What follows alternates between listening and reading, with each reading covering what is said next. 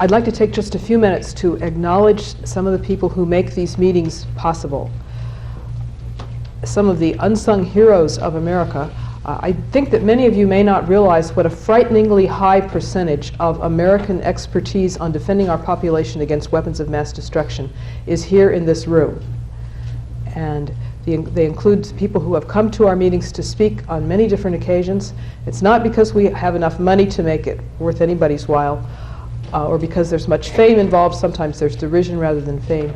But these people are an irreplaceable national resource, and I just like to acknowledge our indebtedness to them, including Ed York, Crescent Carney, and Connie Chester, as well as some of the others who have spoken here today. The United States government used to support research on civil defense. It hasn't done so for many, many years. Many of the things that have been done by these men have been purely on their own. I don't think any of them have been guilty of criminal activity. I think, you know, what Lowell Wood said about Livermore, though, does to some extent apply to those who work at other national laboratories. They're not allowed to devote any of their official time to helping people with civil defense. So what they have done has been on a volunteer basis. I hope that you have taken the opportunity to speak with them while they are here. They have been invaluable consultants to many of Americans who are working toward the support of their own families. Also, I'd like to thank Helen Winsky, the lady at the desk, who is invaluable for making the meeting possible. I know that some details have slipped through the cracks, and I apologize for those. Those certainly are probably my fault. Also, thank our audio-visual crew. Jeremy's making the slides and tapes and does many other things that make this thing work.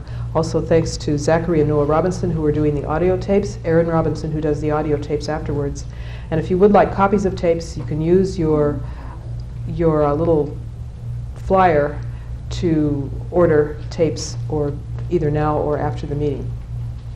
I'm going to talk about a type of weapon of mass destruction of a different type. It's called litigation. As we know, there are many ways of shutting down an economy or of handicapping your enemy. I forgot to bring my Gulliver t-shirt that I've taken to a few medical society meetings showing poor Gulliver being tied down by all these little threads by the Lilliputians. And this could be an excellent way of doing in our economy, and I think we've had a little bit of discussion at this meeting. And litigation is certainly one of the things that is related to that. I guess in the flyer it says that I'm going to talk about how to force the government to comply with the law. That really is a misstatement. You can't force the government to comply with the law or to do anything else, really. The government is the law, and its agents have something called sovereign immunity, something I didn't learn about in medical school, but I have learned about in the course of working with the Association of American Physicians and Surgeons, which has sued the government on more than one occasion. We found that government agencies routinely violate not only the Constitution, not only the statutes set by Congress, they just traditionally exceed their authority, but they even violate their own rules and regulations, and most of the time they get away with it. Executive agencies just are quite well noted for this. It's kind of a cynical view, but nevertheless, like all weapons, it cuts both ways. There are ways in which American citizens can still use the mechanisms provided for in our Constitution and the checks and balances that our system allows to defend their rights, and sometimes to have a useful effect. And I think that maybe our case of AAPS versus Clinton, which challenged the secrecy of the healthcare task force, may have had some use in stopping a very destructive program for American medicine. I'm not really happy with the weapon that we used, but when you're fighting, you have to use what weapons are available, and that's what we did, even if they don't seem particularly well suited to the job. If we could have the first view graph there. One of the cautions I want to raise before you think that litigation is the panacea is that you have to deal with lawyers in order to have litigation. Not just the lawyers on the other side, but the ones on your side. Someone called these passages to my attention once when I was in Washington, D.C., just seething with frustration at how our case was going. I could not look this up in my Gideon Bible. Washington, D.C. seems to be a Bible-free zone. If you look here at the Riverside Inn, you will find a Gideon Bible, but I haven't been able to find one in Washington, D.C., at least places that I've looked. This is a statement by a well-known rabbi. Woe to you, unto you lawyers, for ye laden men with burdens grievous to be borne, and ye yourselves touch not one of these burdens with one of your fingers. And a little further on, woe unto you lawyers, for ye have taken away the key of knowledge. Ye entered not in yourselves, and them that were entering in ye hindered. I won't go into detail as to exactly why I was feeling that way at that point in time. It had something to do with our lawyer. There is next one, I think. Is that the right one? Yes. This was written by a lawyer. It was a letter to me concerning a reply that another lawyer had written to one of our members. This is by Andrew Schlafly, who works with our association now, and I thought this was just a brilliant little sentence. It was humorous to read the deliberately ambiguous letter from this lady who has a JD after her name. Lawyers are trained to avoid making clear statements of the law and often only know how to raise legal issues. It's not something they do naturally. It's something they are taught in law school. And as in raise legal issues, that's in I will see you and raise you 10,000. Lawyers think in increments of $10,000. When you're trying to raise money to finance one of these lawsuits, you get your money in increments of $10, or maybe if you're lucky, $100. And that's how all of the money that funded this lawsuit was raised, by people sending us money. And another thing about litigation is that you have to know when to fold it. You know, there's a very Western song that I really like. You have to know when to fold it. You have to know when to walk away and know when to run. And the lawyers know when to fold it. They fold it when it's to their advantage. And one of the things they want to do is to settle the case so that they can claim victory. And of course, an indication of time to fold it is when your client has run out of money. Let's have the next one, please. I was reading the morning paper one day after I just confronted a letter from a lawyer about all of the myriad regulations that a nonprofit is supposed to comply with. Every little jurisdiction in the country wants to have a report from you if you dare exercise your right of asking anyone in that jurisdiction for money. And I felt a little better after I read this. Here we see Calvin, one of my favorite cartoon characters. Calvin, stop running through the house. Calvin stops and thinks, the law is on the books, but it would take all their resources to enforce it. Calvin? Well, there's probably not a single nonprofit organization in the country that manages to comply with all the laws. In fact, there's probably not a single industry in the whole country that manages to comply with all the laws. Certainly the doctor's offices can't, because first of all, you have to figure out what the law is. And secondly, it changes very quickly. But I think I had the interpretation backwards as to who Calvin is and who Calvin's mother is, and the problems facing Calvin's mother. Who's got the resources? Well, they do. They have unlimited resources. It may be that nobody in the country is abiding by the law, but if they decide to target you, they can get you. It's called the Dzerzhinsky methods. Felix Dzerzhinsky, maybe he was the founder of the KGB. Name the man, and I will name his crime. You're probably all guilty of something, but if you're not guilty, it doesn't really matter. The purpose of law enforcement these days is not punishment. You know, we're enlightened and we don't believe in punishment. The purpose is deterrence. And as Dr. Chiak handed out this little thing by C.S. Lewis called God in the Dock, and it explained how the function of deterrence works. If you want to make sure that people abide by a law, you just have to pick somebody and punish him, and he doesn't have to be guilty. It'll have the same effect, the same deterrent effect. You will look at the guy and say, well, look at how this man suffered. If I violate this law, then I will suffer like he did. And so you will be very well motivated to comply with the law to the best of your ability. So this is a very dangerous thing. The system of administrative law that we now have in this country, where the law is really a regulation, and it's enforced by administrative agencies which do not confer upon you the rights that O.J. Simpson has.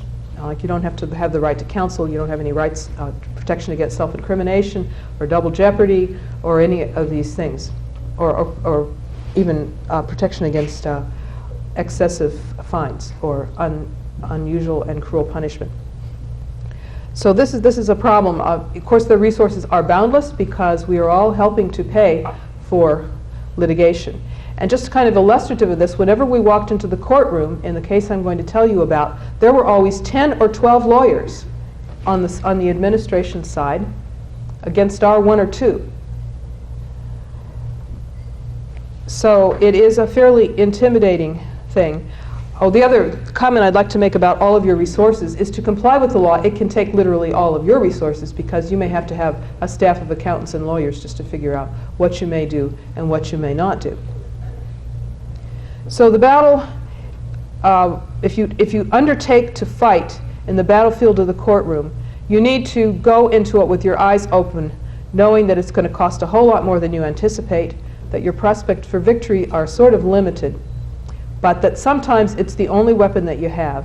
And a phrase that I once learned from Art Robinson is, I'm going to try to find a little hole and then I'm going to try to drive a truck through it. And so the object of the game, remember, is to accomplish your purpose, which may not necessarily be to win the lawsuit, and certainly your purpose is not the same as your lawyer's purpose. Your lawyer's purpose is to make money, let me tell you that, in case you didn't already know.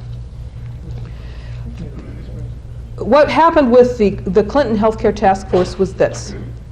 The president appointed this blue ribbon commission, mostly cabinet secretaries, and then behind it a working group, in order to develop a plan for re-engineering 1/7 of the American economy,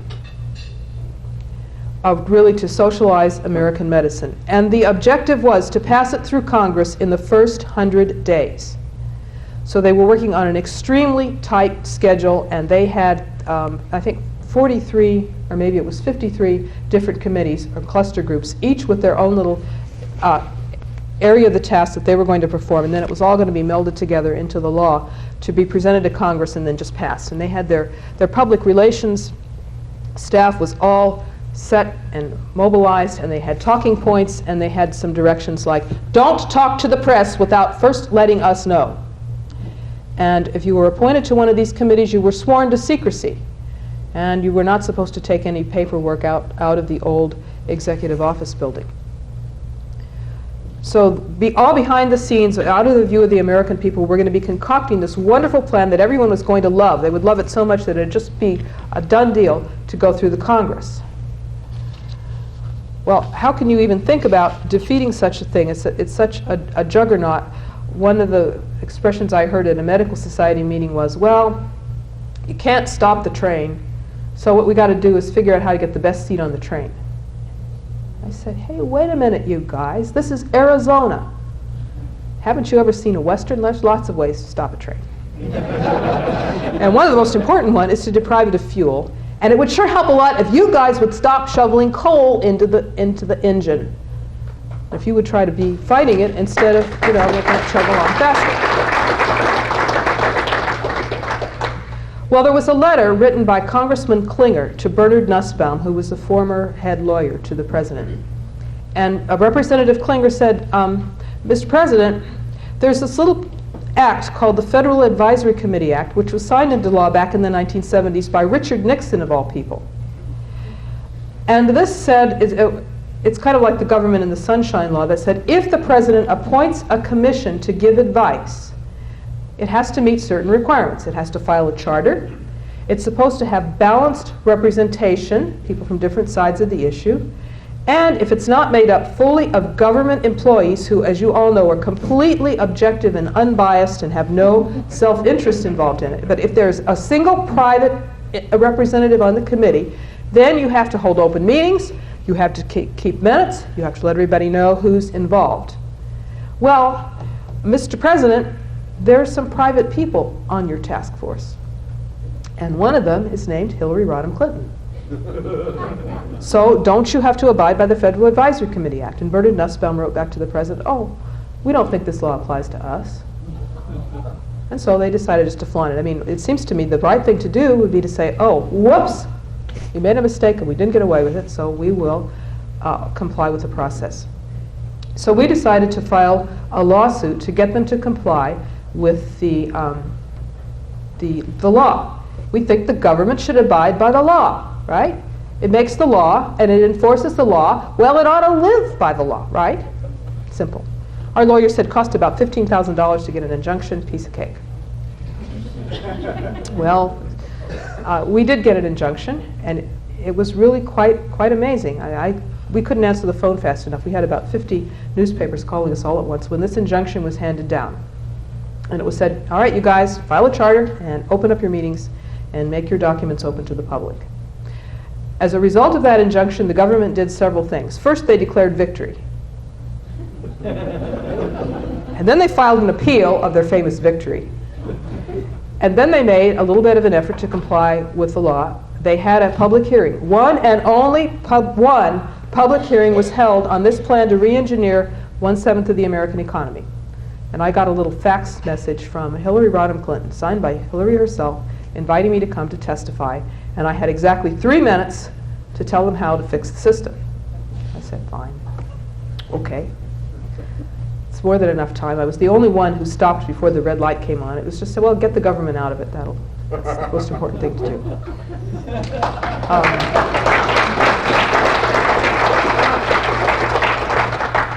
Then they did open a reading room that had in it little letters written by ladies on paper doilies and so on.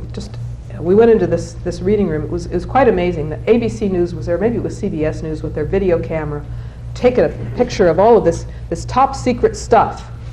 It was going to be revealed. There was a notebook there, and the camera was there, focused in on this notebook. I mean, there was this little room, and they had a couple boxes of stuff, and they had this little notebook. I mean, that was supposed to be it. And they were taking pictures of what was in the notebook, which included the testimony that I presented, or that all of us presented during that hearing, and not much else. Well, on appeal, the case went to the circuit court in the District of Columbia. And one of the biggest items of discussion is, well, what is the role of the First Lady? Is she a private citizen, or is she an employee?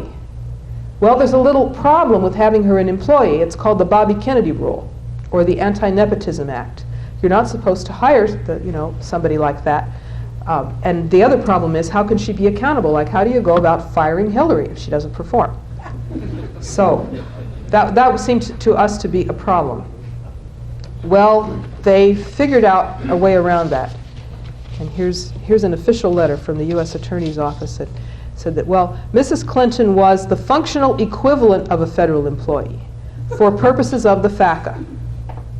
She is not the functional equivalent of a federal employee when it comes to certain requirements like filing forms required by ethics, such as revealing financial conflicts of interest, like all the stock that you own in the managed care companies that you want to take over American medicine.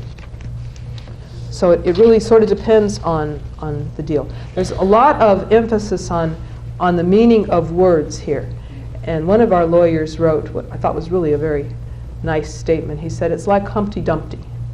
Words mean exactly what I want them to mean, neither more nor less. They mean what I define them to mean.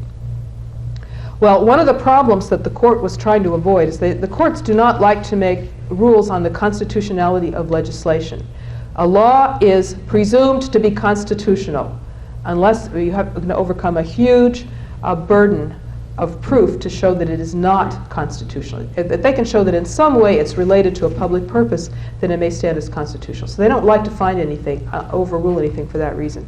And there was some worry that the Federal Advisory Committee Act might be ruled unconstitutional because it handicaps the president in doing what he wants to do.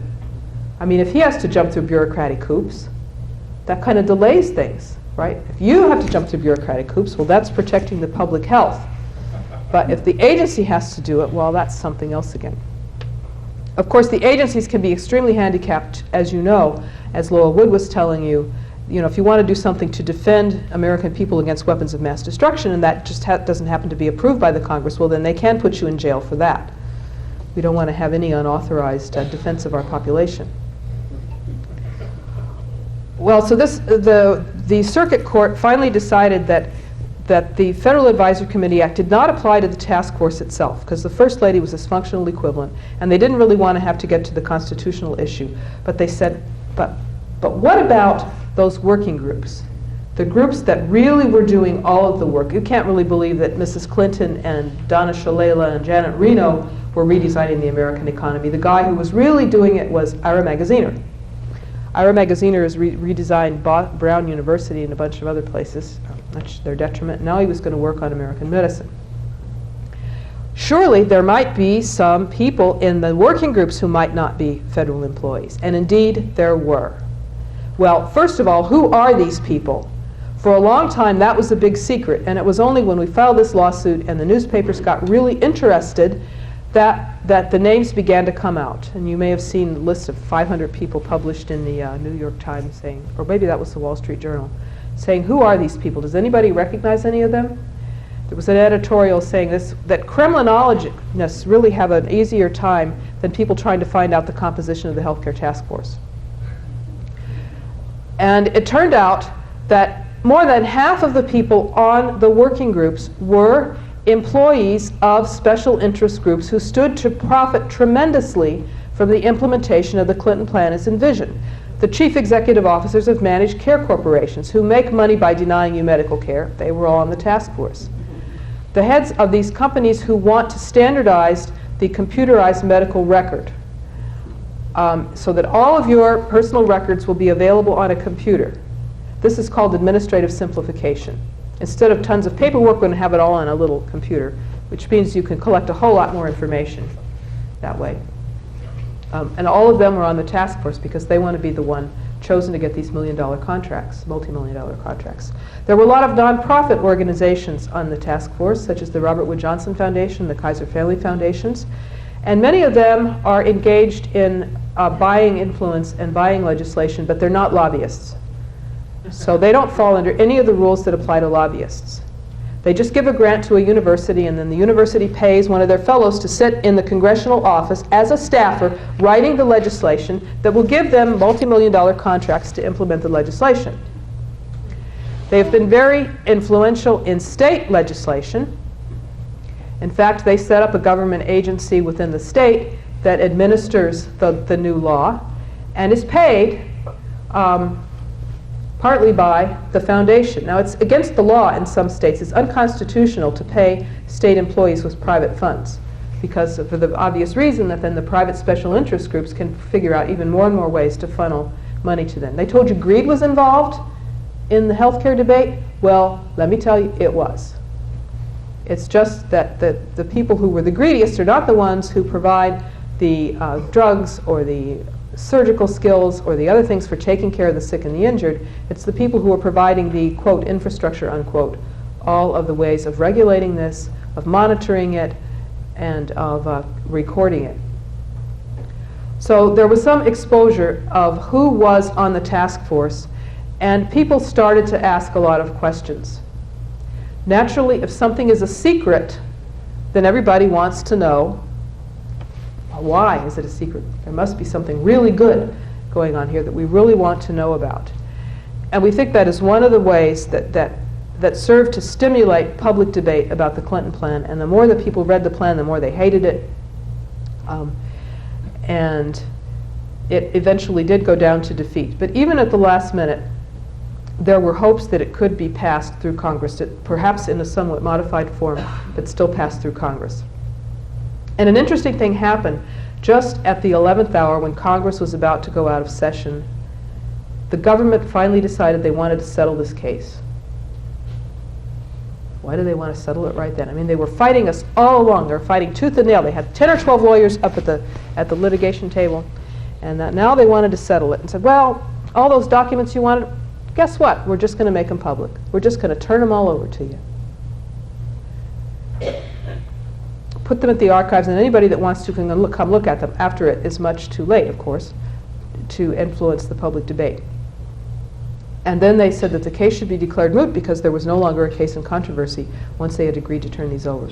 Well, we refused to settle the case because we think there's something here. It's not just about a pile of documents, but it's about holding the government accountable to the law. The government deliberately and knowingly violated the Federal Advisory Committee Act, and we thought that there should be a court decision saying that this was the case and holding the individuals accountable, particularly Ira Magaziner, who signed a sworn affidavit saying everybody on the working group was a government employee.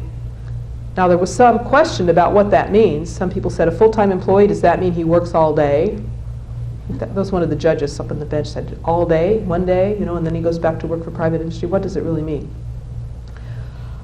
And then, to decide on that, one thing you had to do was to establish who was on the task force. And this got to be a point of contention because we came up with a list of people who were going to the meetings and everything, and they never would tell us that the list was right or wrong. They just changed their strategy. And they said, well, what Magaziner had to say doesn't make any difference anyway. Even if it wasn't true, it doesn't matter. Because this wasn't an organized committee that advised the president. This was, and I quote exactly, this was an amorphous horde.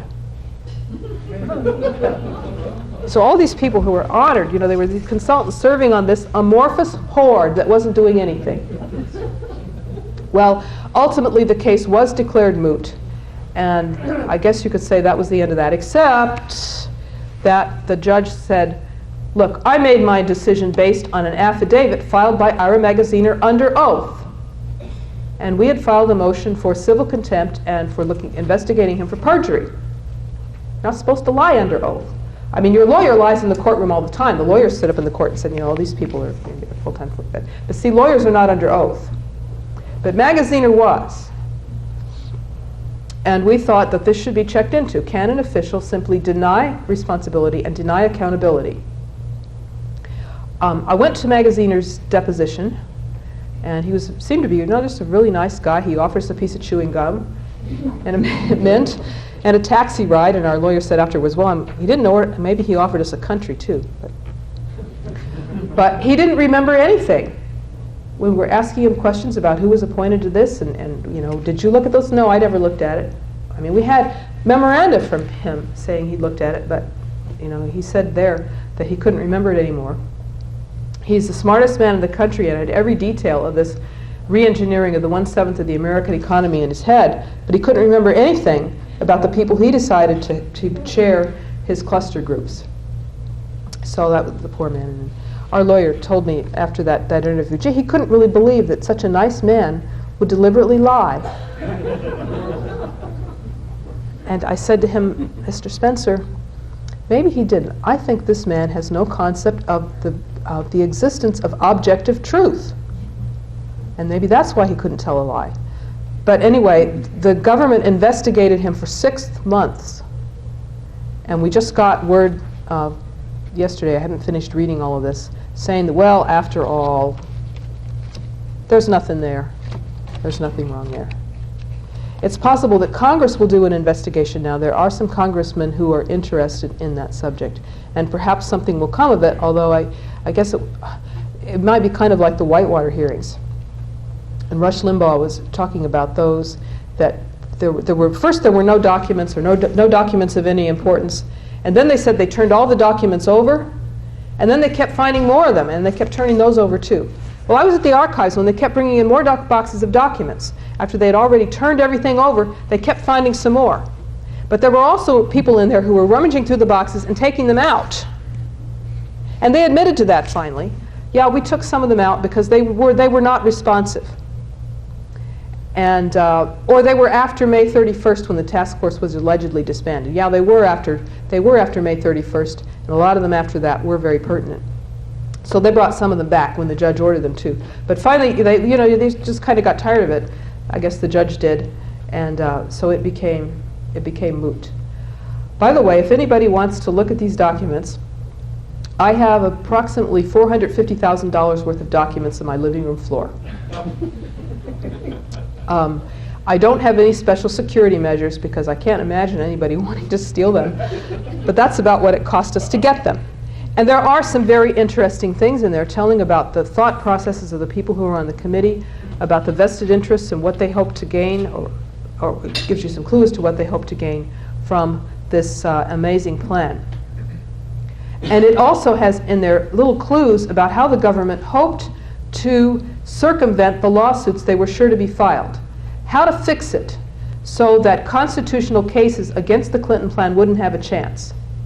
One way is to restrict the jurisdiction of the federal court. Another is to put a very narrow statute of limitation on constitutional challenges. Say there's a 1-year statute of limitations, by which time they won't even have the regulations written. And after that, you can't bring a constitutional challenge. And how do you force the states to go along with it? Well, you don't force them. You have incentives. And just say that if you don't go along with it, we're going to cut off all your money. So if you don't voluntarily go along with it. And this is how they did it in Canada too, that they made it all a matter of voluntarily going along with it. And you voluntarily submit your documents, and then you have no protection against self-incrimination. The documents you submit can and will be used against you if they are inaccurate in any respect as determined by the bureaucrat and how he happens to feel that day. So if we look at the final outcome of this case, we may wonder, what did we really accomplish? Well, I'm not sure. I did get some hate mail from people whom I asked for money, and one of them said, I am so mad at you. Why can't you let Mrs. Clinton do what she wants to do? You've set back health care reform by 10 years.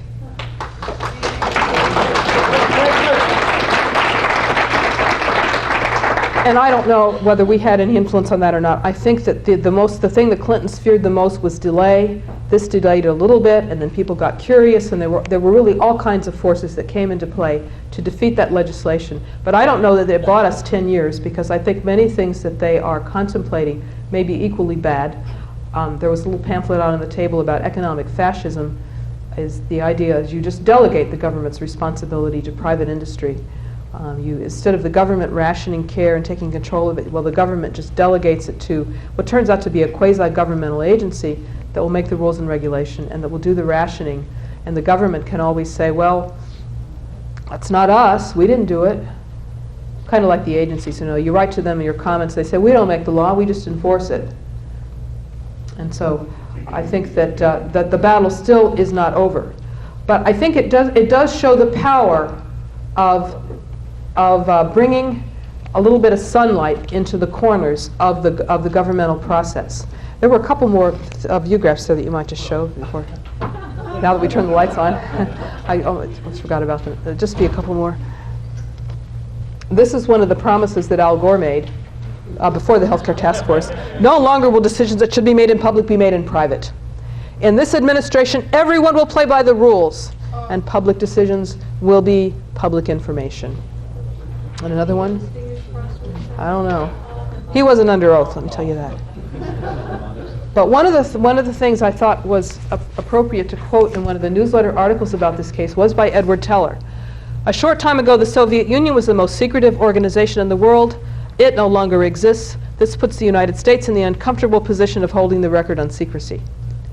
Long-term secrecy affecting great numbers of people conflicts with the spirit of democracy. Our keeping of secrets has often misled and confused our own people, but it's been ineffective in denying information to our enemies or competitors. I think the stuff that the Healthcare Task Force is doing is still largely secret. I think that the junk that we got was by no means everything that was going on behind the scenes. For one thing, Mrs. Clinton had the amazing ability to run the whole thing by telepathy. Not one single memorandum did we find in all 263 boxes that was from Hillary Rodham Clinton. There were some that were to her, but none that were from her, and yet she was allegedly chairman of the whole process. Well, so the litigation was not about just those documents. It was about government compliance with the law. It was about overcoming government secrecy. And I think that some of the things that even happen today show that the dangers of secrecy is that if the government has this reputation for keeping everything a secret and then lying about it, people are willing to believe just about anything. Peter Beckman once made the joke that in the Soviet Union, everybody believes in UFOs. And the reason is because the government says they don't exist. Therefore, there must be a big cover-up, and they must really be true. You can turn the lights on now if you wanted. I just wanted to make a couple of comments on some of the spin-offs of this case, and I think one of the reasons that Dr. Robinson asked me to present something about it on the program. It's not that Healthcare Task Force is not the only task force in the government. Most environmental rules and regulations are made by task forces that work in a similar way. They get a group of people together behind the scenes. And these are all insiders Oh, that was the big distinction. Insiders and outsiders. Outsiders are the bad special interest group, like industry, and good. And the insiders are people who, in government or in academia or in nonprofit, some tax-exempt organizations, none of whom have any special interests at stake. But it turns out that that really is not the case, that bureaucracies have a special interest too, namely in promulgating their own power and their own budgets. Academics have interest in keeping their own research funding coming in, especially now that the government is in control of all of, essentially all of research funding. You have to say what's politically correct, or you may find that you still have a title but no money with which to function. And many of the environmental activist groups who say that, well, we're only caring about the public health and about public safety and about the environment and the little fishes and so on, that some of them have some special interests involved too. There have been at least 3 cases that I know of that were spin-offs from our case against the Federal Advisory Committee Act. One of them was by the Northwest Forestry Council. Another was the Tombigbee River case, which concerned an allegedly endangered species of sturgeon in a river in Alabama.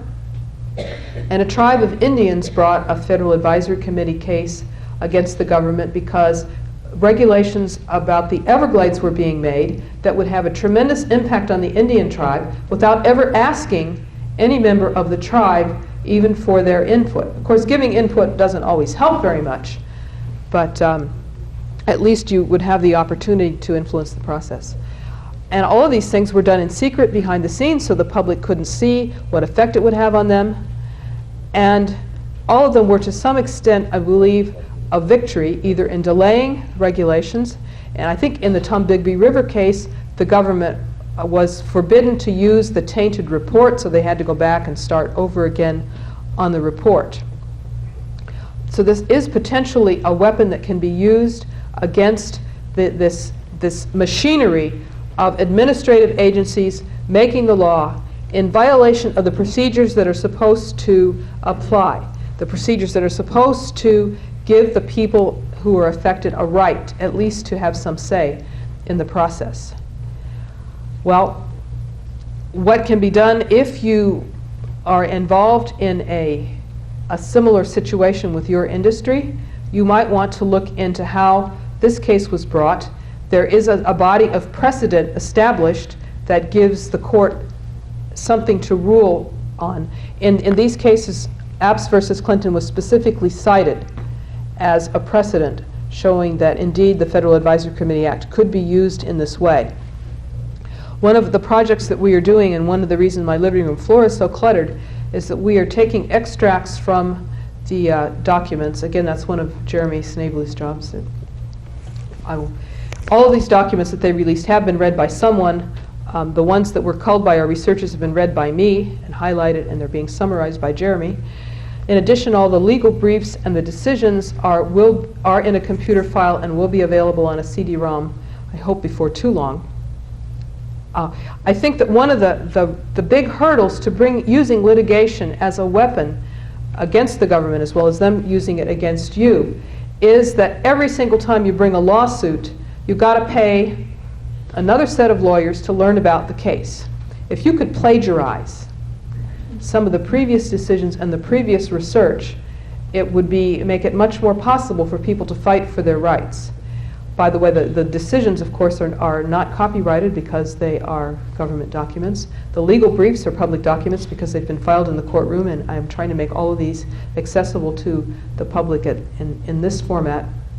And let us hope that we can place some obstacles in the path of illegitimate use of government power to cripple our nation's economy. One other thing I'd like to point out about this is that in the course of the litigation, your media person is more important than your lawyer, in my opinion, and will cost a lot less. That one of the purposes of litigation is to call public attention to the need for concern about whatever is going on. And again, it's very much in the tradition of constitutional representative government in the United States for all of us to make use of that. It is a defense against a very potent weapon that can destroy our liberty just as much as the weapons used against us by a foreign enemy. Okay, I have about 15 minutes left to take some questions, if there are any.